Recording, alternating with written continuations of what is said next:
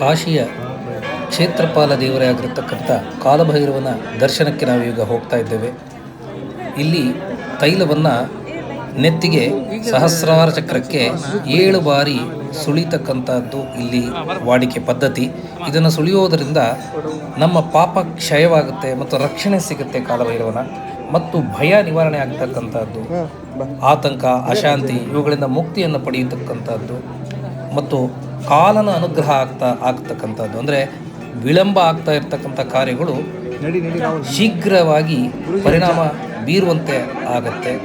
ಮತ್ತು ನ್ಯಾಯ ಮತ್ತು ಶಿಸ್ತಿನ ದೇವತೆ ಅಂತ ಕೂಡ ಇದನ್ನು ಕರೀತಾರೆ. ಮೋಕ್ಷ ಮಾರ್ಗಕ್ಕೆ ಕೂಡ ಸಹಾಯ ಆಗುತ್ತೆ. ದರ್ಶನ ಮುಗಿಸ್ಕೊಂಡು ಈಗ ತಾನೇ ಹೊರಗಡೆ ಬರ್ತಾ ಇದ್ದೀವಿ. ಇಲ್ಲೆಲ್ಲ ನೋಡ್ತಾ ಇದ್ರೆ ಕಾಲಭೈರವನ ದರ್ಶನ ಮಾಡಿ ಆಮೇಲೆ ಕಾಶಿ ವಿಶ್ವನಾಥನ ದರ್ಶನವನ್ನು ಮಾಡಬೇಕು.